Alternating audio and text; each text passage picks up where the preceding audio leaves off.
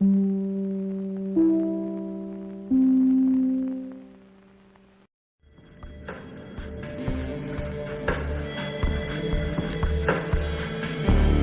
guys, it's Geek. I'm back here with the rookie. Hello. I was waiting for you to say hello. You haven't said that yet. I don't Hello? think. Yeah.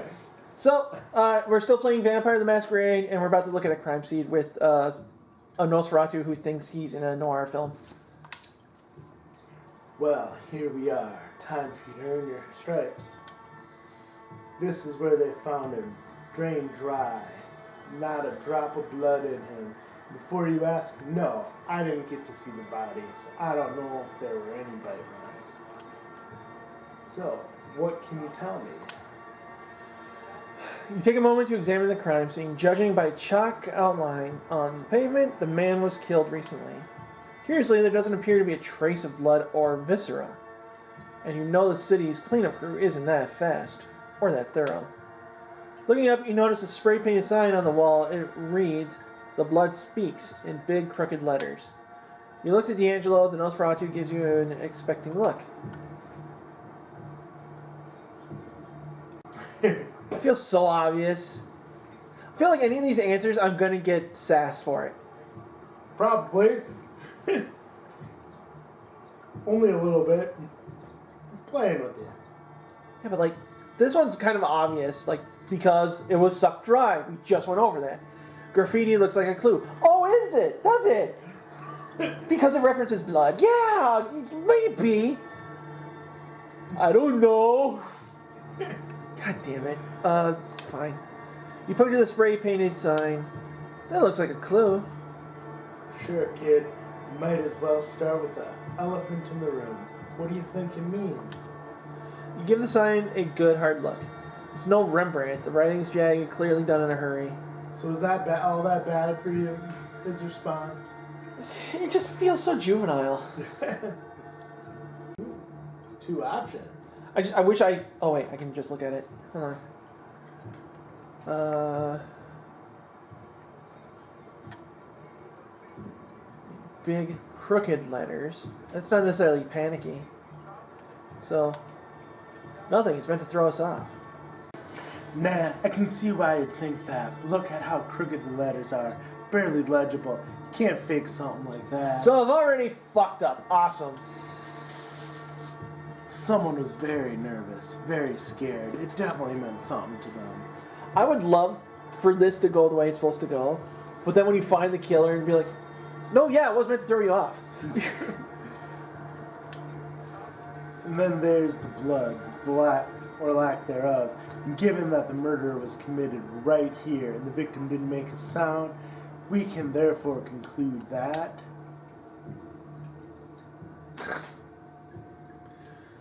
It's so fucking obvious. Whatever. The killer was Kindred. Bingo. Only a kindred could drain a human this quickly, this quietly. It's so fucking obvious. I really didn't want... God damn it. Is this guy that dumb? Okay. Tell me, if you were to guess, which clan would you say our killer belongs to? Okay. Remind me what these guys are about. Alright. Thin Bloods, I believe, are vampires that aren't really part of a clan. Their blood's been too thin for them to have a lot of vampire powers. Okay. Malkavians are the ones like Hope that are crazy. The Tremere are the blood sorcerers. Blood sorcerers. Yeah. What kind of things can they do?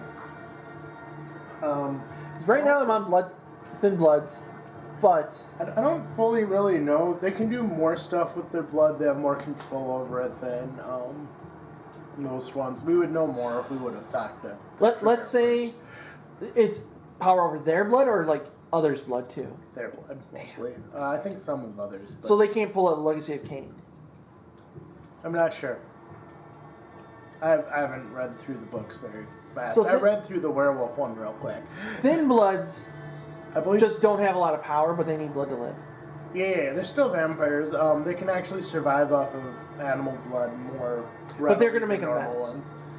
And Malkavians feel like they enjoy making a mess, from what I've seen. Hope did. Yeah. They're just more crazy type of thing. So there's some sort of mental insanity within their Alright, point of no return. Wait, aren't there Tremere known as blood sorcerers? This is probably some fucked up ritual of theirs? The warlocks do tend to get creepy at times, but they're not exactly the Manson family. Manson family. It's just not their style. I might be jumping to conclusion, but my money's on the thin blades. God damn it! He pauses, spits out the mangled remains of a cigar. Shit, looks like we're gonna have to pay Larson a visit. I could be wrong on who the Thin Bloods are. You don't sound too happy read about what it. the Thin Bloods are. That's yeah. one of the Z ones. Thin Bloods. Down bottom. Yeah, I know, I'm just getting all these to read. Blood is diluted, they remain human traits. Thin Bloods are inadvertently clanless. Survivors at least stick it for this. Some right on them. Blood can be of any moral origin. This would explain how easy it was for them to get up to the guy, but I'm not seeing anything specific about like those who don't despise Thin Bloods tend to call them young ones. Alright, yeah, it doesn't tell me much. You don't sound too happy about it. It's complicated. Larson's got a neat setup for a Thin Blood anyway.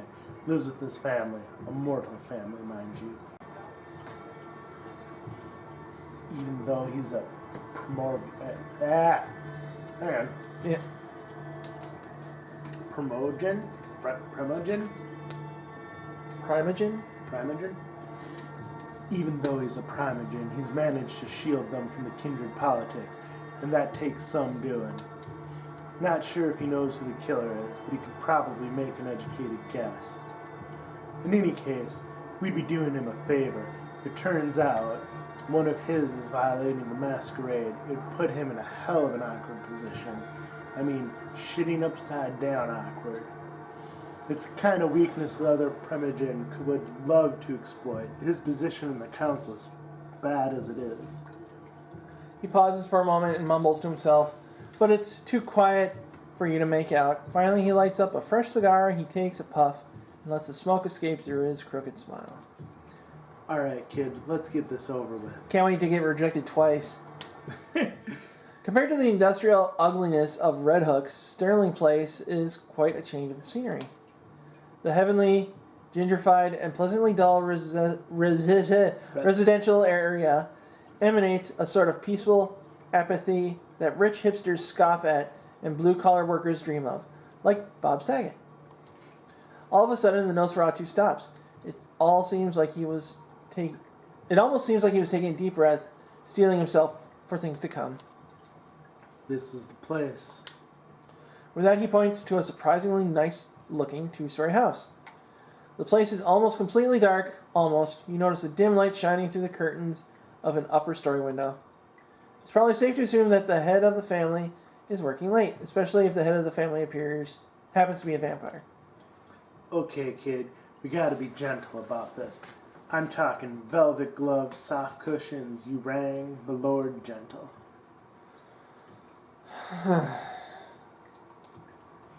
We need to get Larson out here without making a fuss or letting his family see us. If we blow this, he'll shut down like a speakeasy on a raid night. Trust me, I know. Sounds like you two have some history. Sounds about right. That's a story for another time. Right now, let's stick to why we're here. Tell you what, how about you take the lead on this one? I'm curious to see how you handle it. You take a step back and look around the area.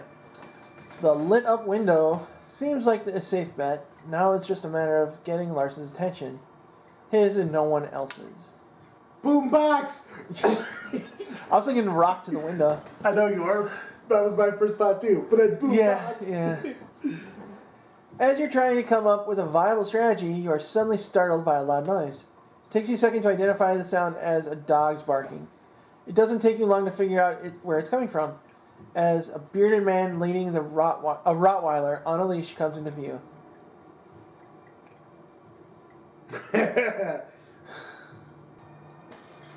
Huh. I hate these options. Well, you do have a feeding opportunity. They're also mundane. They are very, but you also could just eat someone. Seeing no point in beating around the bush, you walk up to the door and ring the bell. D'Angelo wobbles up behind you in a comical attempt to remain stealthy. What the hell, kid? I mean, there's taking a direct approach and there's being a complete fucking idiot. Before you're able to explain yourself, you hear footsteps from inside the house. It sounds like someone is coming down the steps towards the front door. D'Angelo bites his lip and lets out a noise that sounds like a cricket dying of throat cancer. You're guessing it was supposed to be an annoying grunt. The door swings open and a very unassuming and slightly unshaved man in a turtleneck stands before you. You begin to wonder how a guy like that made it on the council this long. Even for a thin blood, he looks extremely unimpressive. The man gives you a puzzled look, then looks at D'Angelo. His face twists into a disgusted frown, like he just smelled a particularly nasty fart. Oh, this guy. What the fuck, D'Angelo? I know, I can explain. Explain my ass. This is my home. Do you understand? Home. Where my children sleep. As if on cue, a child's voice can be heard coming from upstairs. Dad? It's okay, Bobby. Daddy's helping someone. You get back to bed now. I'll be right over to tuck you in. Once more, the house grows silent. Larson gets out a sign. What? Larson lets out a sigh and turns back towards you. He is not a happy camper. Get the hell out of my house. Glance over at D'Angelo. He looks somewhat embarrassed, scratching the back of his neck, clearly trying to find the right angle to play this. Look, we didn't mean to intrude. All we need is 5 minutes of your time. Then we're gone. Larson gives you a tired, frustrated look. He takes a deep breath. Not here. With that, he locks the front door and leads you several steps away from the porch. What do you want? It's about the Red Hook murderers. You think one of yours is responsible. Bullshit. The Dustborns got enough trouble just staying alive out here. What could possibly make them openly violate the Masquerade? Desperation. The killer's been leaving messages. Wherever they are, I think they know something. Something they can't share with just anyone. I know it seems far-fetched, but it's the only way that this puzzle fits together. Nah, I don't buy it. You're reaching. Trying to find a scapegoat. Getting your boss's good graces. Word gets around, D'Angelo. You think I don't know who you're working for?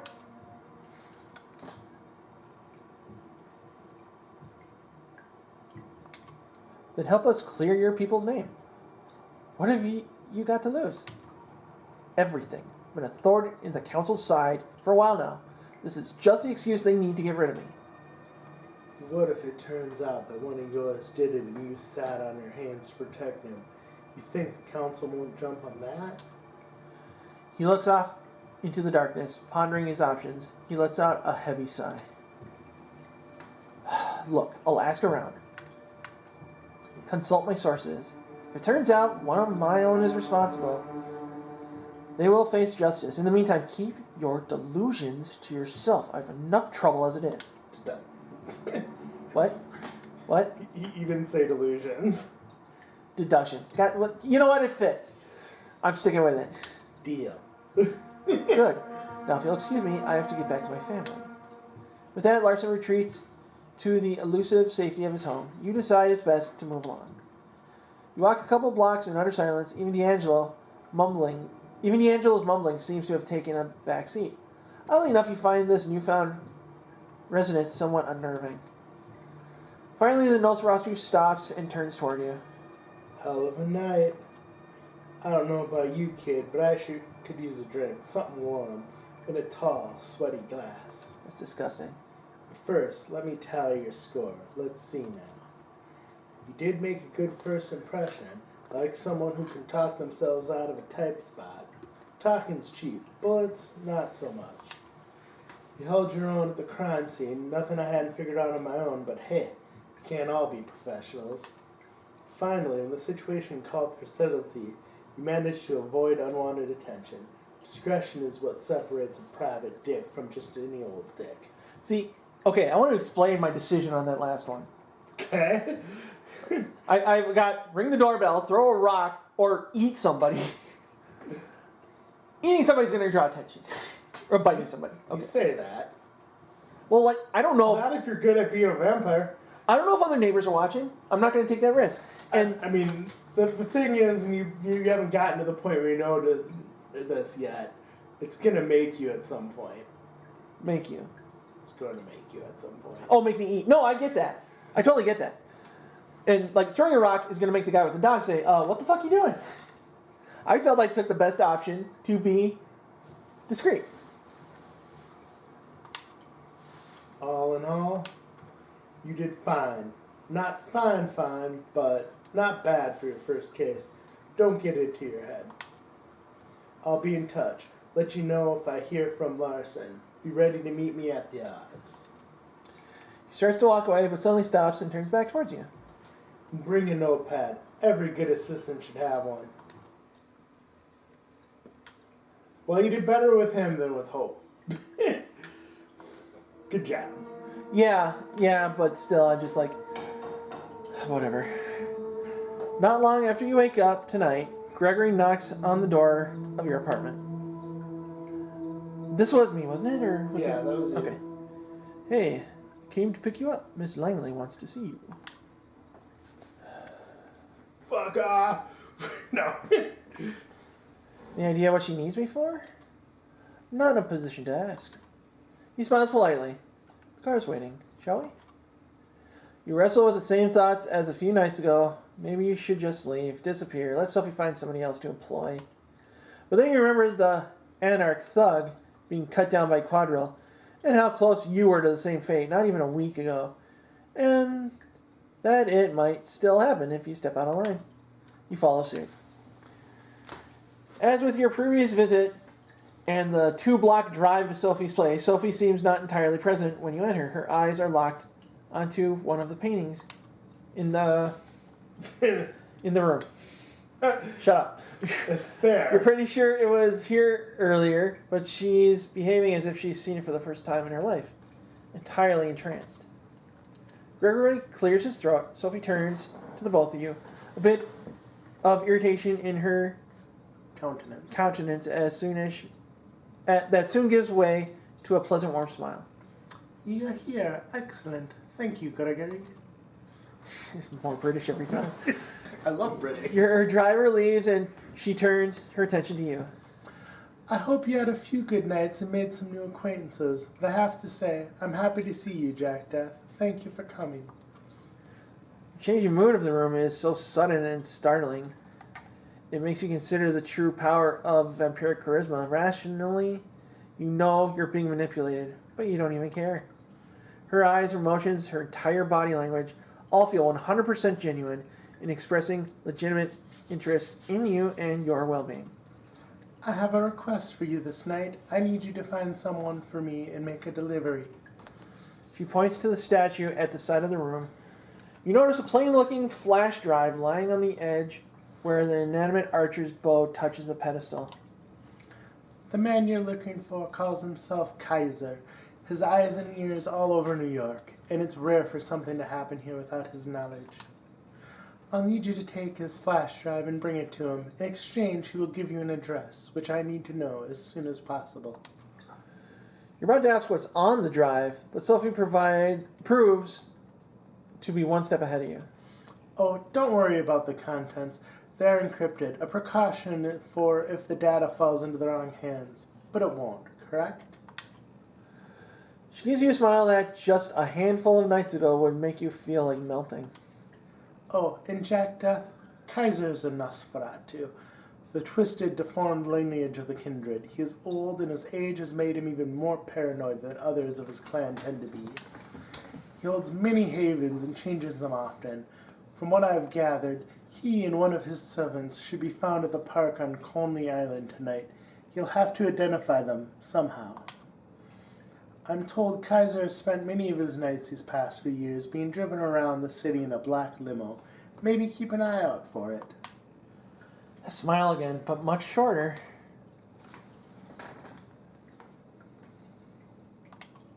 Anything more you can tell me about Kaiser? He's been here for a long time, about as long as I have. He got into some trouble for the exchanging information of both the Anarchs and the Camarilla.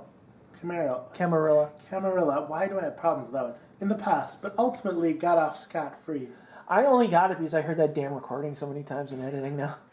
Gotcha. Kaiser's web of information proved strong enough to shield him from the consequences of playing both sides. Some say that's the best proof of his abilities. In any case, be careful when talking to him. He's very particular about everyone's etiquette except his own. Good night, and good luck. So everybody in every game I've ever played. Got it. She flashes one last smile at you and turns back to the painting, clearly done with the conversation. You pocket the flash drive and head out towards Coney Island. It takes you the better part of an hour to reach the lights and sounds of the Coney Island amusement park from the city. The drive is almost pleasant this time of night. Thank God for Belt Parkway. Would know these things if I lived in New York. Yeah. There are plenty of people here tonight, but nobody who stands out as a traveling purveyor of secrets. Then again, if they did stand out, it would be kind of pointless, right? Nothing to do but figure out the right approach. There's a bum.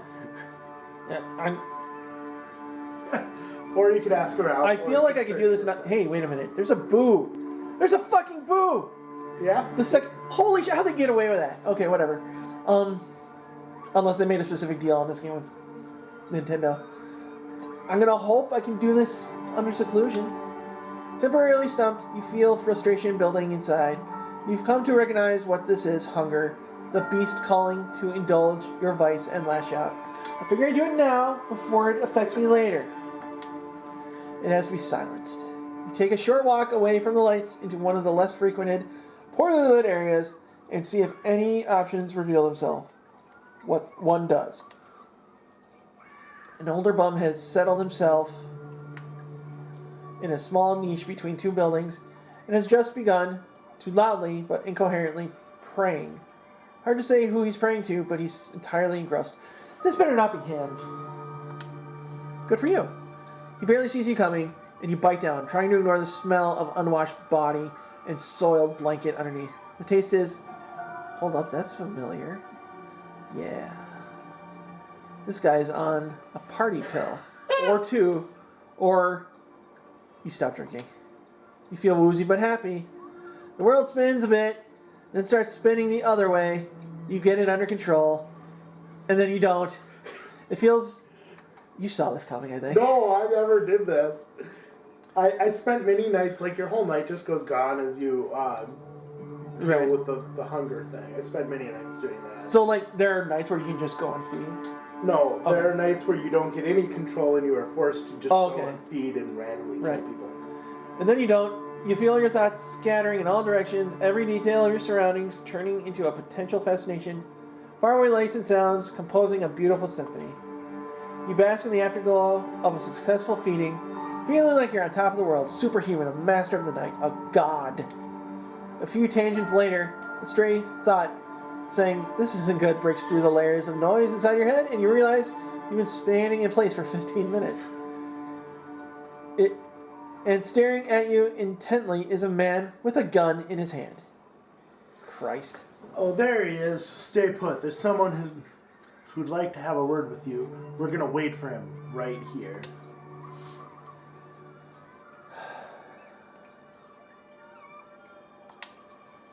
Who's the guy I'm meeting? Your words come out slurred, barely coherent. Someone who's been going to be pretty pissed that you hunted in his domain, buddy. Gotta tell you, I'm not envious. I forgot about that. The hum of a car engine and the soft screech of brakes reach your ear. The headlights of a black limo pierce the night. And there's the boss. Let's go. He motions towards the lights with his gun. You're coming to, finally in charge of your body, or at least you think so. The car's doors open, but nobody comes out. The stranger keeps motioning to the car. You hope it's the limo you expected. For a moment, you're pretty sure that what you see inside the car is just a bum's drugged blood kicking for an encore. You're pretty sure that what you see inside the car is just the bum's drugged blood kicking in for an encore. Oh, okay. The inside of the limo used to be a luxury lounge, the kind with a stripper pole and a bar full of alcohol, but it currently has none of that. Instead, there are monitors and consoles. There are dozens of displays, each one showing something different: surveillance cameras, footage, stock market quotes, television news, emails, tweets, silent movies, lo-fi footage of a gory torture session. You wonder if the limo's owner can focus on anything while surrounded by all of this visual noise, and then realize there's nobody there. Or is there? A man blinks into existence on the leather-covered couch, attempting to maintain something that approximates a regal presence. You're 100% sure it's Kaiser, and we are going to meet Kaiser next episode. Thank you guys for joining us. We will catch you next time. Bye-bye. Next time.